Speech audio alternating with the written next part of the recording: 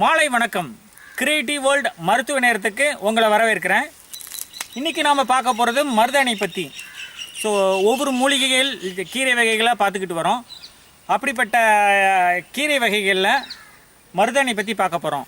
இது நம்ம சாப்பிடக்கூடிய கீரை வகை கிடையாது. இருந்தாலும் இதனுடைய மருத்துவ குணங்கள் என்ன, இதனுடைய பயன்கள் என்ன அப்படிங்கிறத நம்ம இப்போ பார்க்க போகிறோம். பார்த்துட்டு இருக்கிறது மருதாணி. மருதாணியில் 2 வகை மருதாணி இருக்குது. ஒன்று ஆண் மருதாணி, ஒன்று பெண் மருதாணி. இப்போ நீங்கள் பார்த்துக்கிட்டு இருக்கிறது பெண் மருதாணி. அதில் பார்த்தீங்கன்னா இந்த மாதிரி காய்கள் காய்க்கும். இது மட்டும்தான் சிவக்கும். ஆண் மருதாணியும் இலைகள் பார்க்க இதே மாதிரி தான் இருக்கும், ஆனால் கையில் வச்சிங்கன்னா சிவக்காது. ஸோ அந்த காலத்தில் தீபாவளி, பொங்கல் சமயங்களில், திருவிழா சமயங்களில் இந்த மாதிரி இயற்கையாக விளைஞ்ச மருதாணியை அரைச்சி அவங்க கைக்கு வச்சது காரணம் என்ன அப்படின்னா, தங்களோட கைகளை அழகுபடுத்திக்கிறது மட்டும் இல்லாமல் அது உடம்புக்கு தேவையான குளிர்ச்சியும் தோலில் உள்ள அலர்ஜியும் அது போக்குச்சு. ஸோ இதுதான் இந்த மருதாணி. இதை நீங்கள் இதனுடைய மனமே ரொம்ப அருமையாக இருக்கும். ஸோ இந்த மருதாணியை வச்சு என்னென்ன பண்ணலாம் அப்படிங்கிற ஐடியா உங்களுக்கு கொடுக்குறேன். அதை நீங்கள் செஞ்சு பயனடைஞ்சிக்கலாம். இந்த மருதாணியை பறித்து சுத்தமான ஆட்டுக்கல்லையோ இல்லை அம்மிக்கல்லையோ அரைச்சி, முடியாதவங்க மிக்ஸி கூட யூஸ் பண்ணிக்கோங்க. அரைச்சி நல்லா கெட்டியாக அரைச்சி சின்ன சின்ன உருண்டைகளாக எடுத்து அதை காய வச்சு நம்ம சுத்தமான தேங்காய்னால நீங்கள் அந்த உருண்டைகளை போட்டு வச்சிடலாம். போட்டு வச்சுட்டு அந்த தேங்காயோட நிறம் மாறிடும். அதுக்கப்புறம் அதை வடிகட்டி நீங்கள் உங்கள் தலைக்கு தேய்ச்சி வர இளநரைகள்லாம் போகக்கூடிய வாய்ப்புகள் அதிகம். அடுத்து நரமுடி உள்ளவங்க என்ன பண்ணுறாங்க, நானே பார்த்துருக்கேன், நீங்களும் பண்ணலாம். ஃபுல்லாக முடி நரைச்சவங்க என்ன பண்ணலாம் அப்படின்னா, இந்த மருதாணியை அரைச்சி தலையில் ஒரு 2-3 மணி நேரம் வச்சு குளிச்சிங்கன்னா அந்த நரமுடி செம்முடியாக மாறிடும். அந்த வெள்ளை முடி செம்மண் கலரில் மாறிட்டதுனால உங்களுக்கு டை அடிக்கணுங்கிற அவசியம் கிடையாது. இயற்கையாகவே இது ஒரு டை. ஸோ இதை நீங்கள் பயன்படுத்தலாம். அடுத்து கையில் உள்ள ஏதாவது அலர்ஜி இருக்கும்போது, கையில் தோல் அலர்ஜி, தோல் நோய் உள்ளவங்க, மைல்டு அலர்ஜி உள்ளவங்க இந்த மருதாணி எடுத்து அரைச்சி வச்சிங்கன்னா உங்கள் கைக்கு அழகையும் கொடுக்கும். அந்த மருதானுடைய எசன்ஸ், அதாவது அந்த சாறு நம்ம தோல் வழியாக ஊடுருவி அதோட குணம் கேட்கும். ஸோ இது போல் ஏகப்பட்ட மருத்துவ குணங்கள் நிறைஞ்சது. கடையில் விற்கிற அந்த மெஹந்தின்னு சொல்கிற அந்த கோன் இருக்கு இல்லைங்களா, அதை கண்டிப்பாக வாங்கிடாதீங்க. அது அழகை மட்டும்தான் கொடுக்குது, அது சேர்த்து ஆபத்தையும் கொடுக்குது. ஸோ மருதாணி வைக்கும் போதே நம்மளுடைய தோலுக்கு, நம்மளோட உள்ளங்கைக்கு மட்டும் வைக்க மாட்டாங்க, நம்மளுடைய நெகங்களுக்கும் அந்த மருதாணியை குப்பி மாதிரி இப்படி வச்சுருவாங்க. அது ஒரு 7-8 மணி நேரம் கழித்து எடுக்கும்போது அந்த உங்கள் நகமும் செவந்துடும்.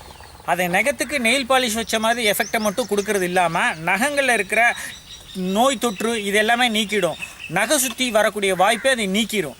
ஸோ இந்த மாதிரி உங்களுடைய நகம் இயல்பாகவே ஹெல்த்தியாக இருக்கணும் அப்படின்னா இந்த மாதிரி நகத்தை சுற்றி இந்த மாதிரி மருதாணியை அரைச்சி வைங்க. இப்போ நீங்கள் பார்த்துக்கிட்டு இருக்கிறதா மருதாணி இலை. மருதாணியை பறித்து அரைக்க போகிறோம். இப்படியும் பறிக்கலாம். ஸோ இது போல் நம்ம அரைக்கிறதுக்கு விட ஃப்ரெஷ் மருதாணி இலைகளை பறிக்கலாம். என்ன பண்ணுறேன், இதுதான் மருதாணியோட விதை. இது பச்சை விதையாக இருக்குது. ஸோ உங்களுக்கு மருதாணி செடி வளர்க்கணும் அப்படின்னா இந்த மாதிரி ஒரு காஞ்ச விதையை எடுத்து அதை நீங்கள் இப்படி பண்ணிங்கன்னா வரும். ஸோ இதை நீங்கள் மண்ணில் போட்டிங்கன்னா மருதாணி செடி ரெடி. ஸோ மருதாணி இப்போ நான் அதை அரைக்க போகிறேன்.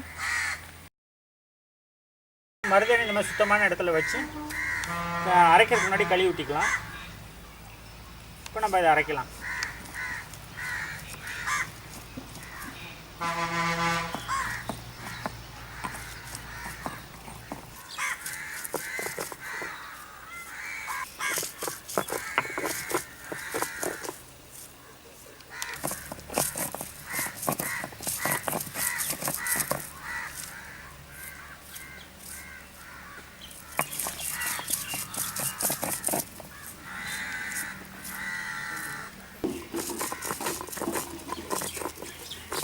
தண்ணி தெளிச்சிக்கலாம்.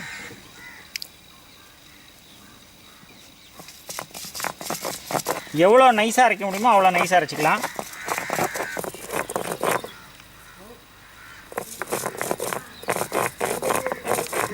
ஸோ மருதாணி அரைச்சாச்சு. நம்ம இன்னும் கூட நைஸாக அரைக்கலாம். பட் இப்போதைக்கு இது போதும்.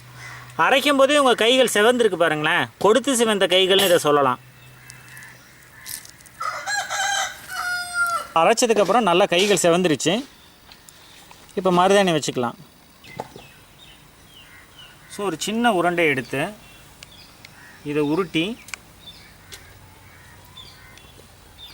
உள்ளங்கையில் வச்சு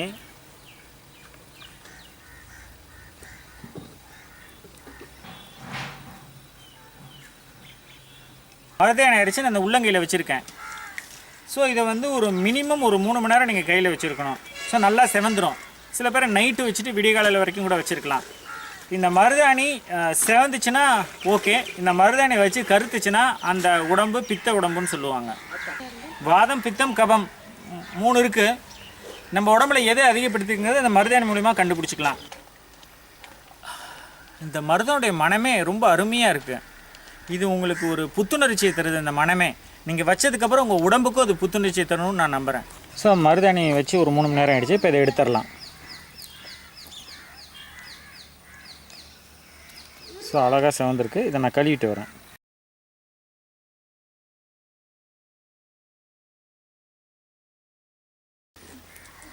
யாம் இருக்க பயமே.